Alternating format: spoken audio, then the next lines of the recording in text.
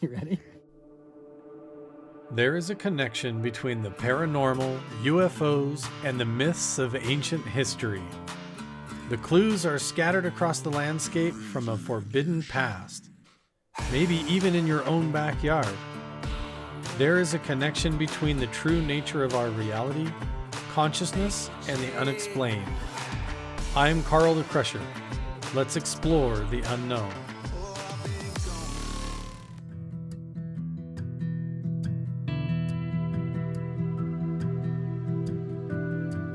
Hey everybody, it's Carl Crusher here. As you guys know, I go out to ancient locations and I like to research the carvings, the ancient petroglyphs that were made by the Pueblo, the Anasazi, the Fremont people, and ancient indigenous archaic people throughout the desert Southwest, all up and around Skinwalker Ranch and beyond. I also like to do paintings of the region where I live now and all of the places that I've been that I'm inspired by, and I do them all finger painting, and I want to do some rock art. So I went out behind my house, and in my 3 acres that I have here, I found this beautiful piece of red oxidated sandstone, and I thought I might try for the first time ever using power tools and actually cheating and see how long it takes me to replicate an ancient petroglyph. I mentioned that I wanted to do more artistic stuff and show that on this channel a lot more. And so, yeah, I've got the painting over there. I have stuff from making my custom necklaces there, which I have one for sale on Etsy. It's actually not on Etsy yet. It's on eBay, and it's not this one. It's a different one that I have in my bedroom, because after I wore it up to Mount Wilson, I took it off for safekeeping so that whoever purchases that one. But I'm also going to be making other necklaces, and we can do that on a video, and I can show you how I make them, and then we'll put some on my Etsy store as well. But let me show you this cool piece of sandstone. I have even more out in my garage. That's what's so cool.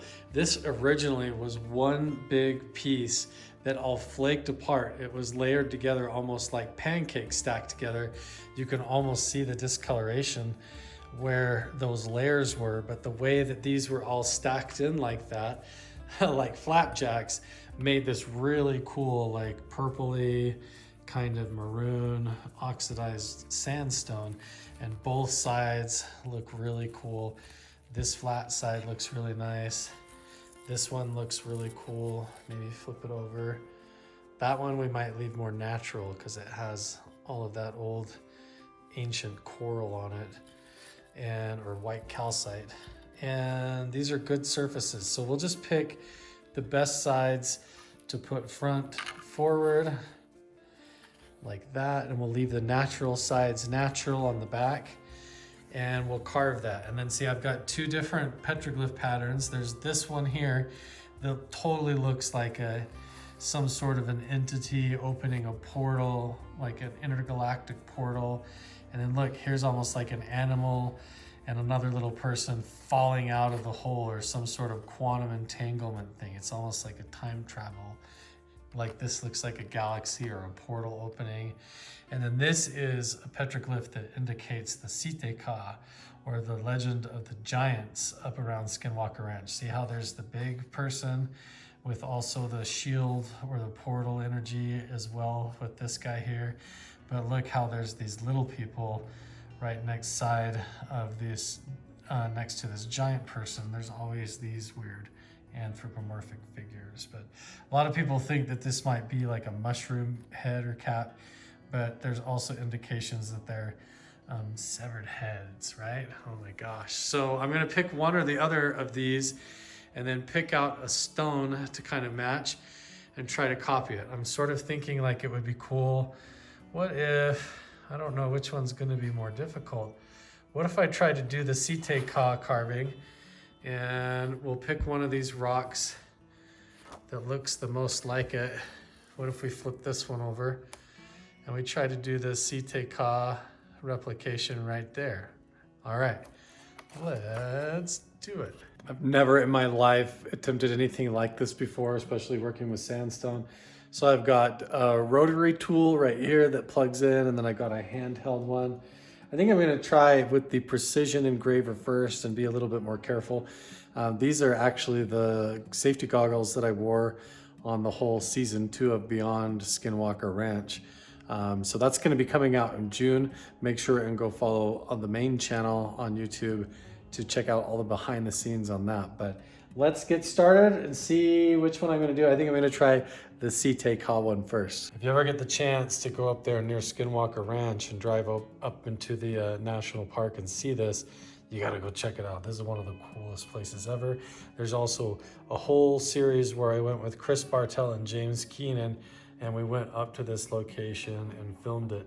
And now James Keenan is on the mystery of Blind Frog Ranch, and Chris Bartell might be working with me up at Mount Wilson again soon.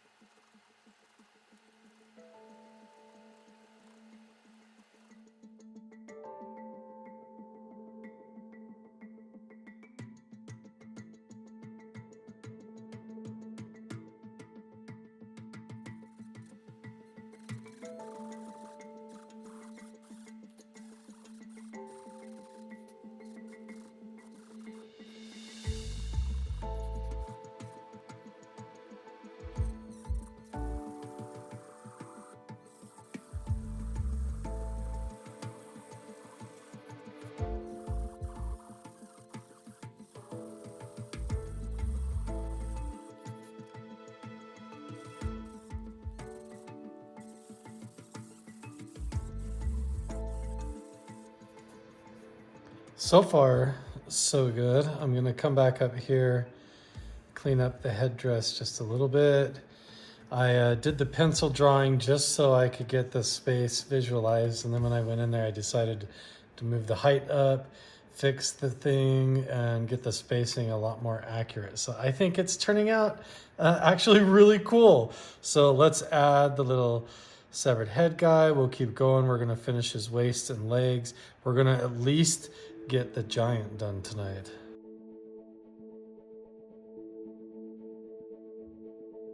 It is the next morning, and I have completely bent over and nearly destroyed this little engraver tip. So I think I'm gonna have to switch over to the rotary tool, the bigger Dremel, and I'll just be careful and use a smaller bit. But this is kind of how it's shaping up.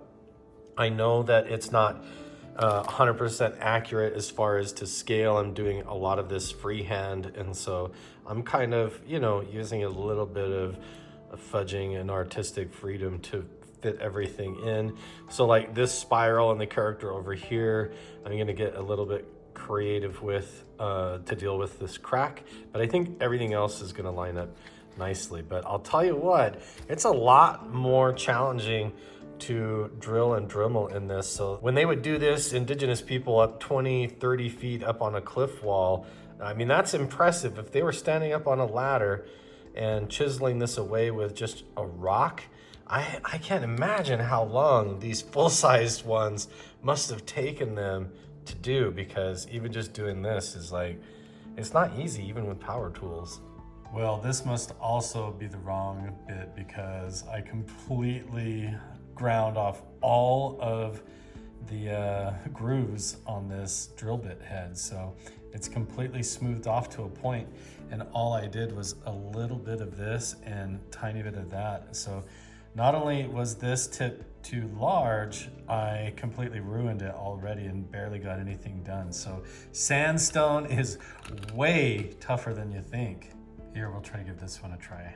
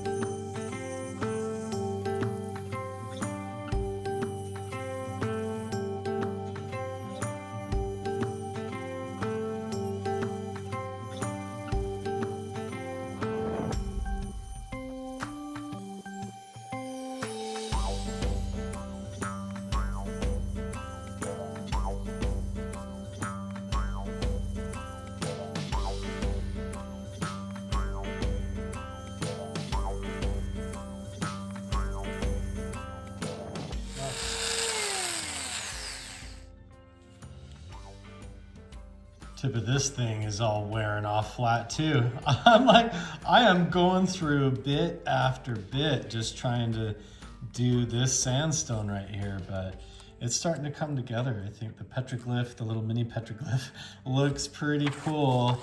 Here's the original, here's mine. So now we just gotta figure out, okay, I gotta get this little guy down here. We got to work on the big spiral, and then we'll see. I might try to put the other guy a little bit up higher. Look what I've done to those two. This one's completely worn off, and this one I can get no detail. I started trying to do the shield right here, and I can't get any detail out of it. It's just too flattened off. So even these rotary bits and the diamond ones or whatever, that's what that's supposed to be, completely ground away by the sandstone. So I don't know, it's crazy to think that they were using stone tools and making full-size versions of this. Day 3 of trying to figure out how to recreate the sandstone petroglyphs. And it's early in the morning, and so I can't even say my words right. There's my coffee.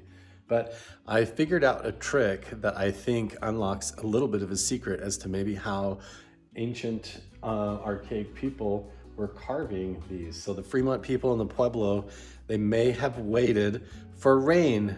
I've been burning through all of these little bits trying to make this petroglyph, and turns out once I decided to get a cup of water and wet the stone and let the water kind of soak in, then suddenly the entire process went a lot smoother.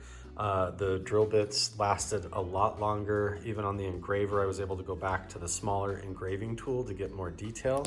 So I went back over the entire thing, added more detail in. I fixed a few things. I fixed this character over here.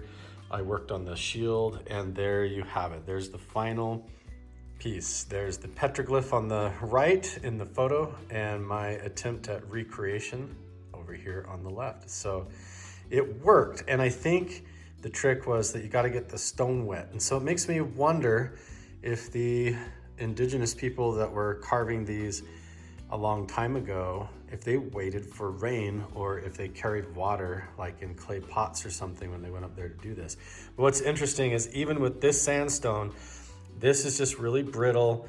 It's regular sandstone, and this stuff up here, when you go and look at it, is this very hard baked desert varnish that's like solid concrete. And so how they did this, maybe using a deer antler or another striking stone that's harder, where it's fixed to the wall and you're able to just swing your arm and really hit the rock. But the fact they were able to get all this detail, maybe they used the bone tool and then they would smack the back end with another rock or something, and they could chip and get all this detail. Maybe it's easier when it's larger and fixed to the mesa, whereas using small brittle sandstone and power tools might actually be a disadvantage. So maybe there's another experiment, but I think it turned out pretty cool.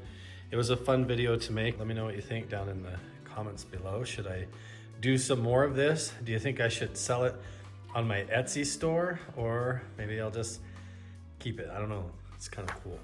Thanks everybody for joining me on this project. I'm having a lot of fun over here. If you want to follow my full series or go see the original video where I go with Chris Bartell and James Keenan, who's on Mystery of Blind Frog Ranch now TV show, where we go up to these petroglyphs, make sure and click the iCards and go over and check it out.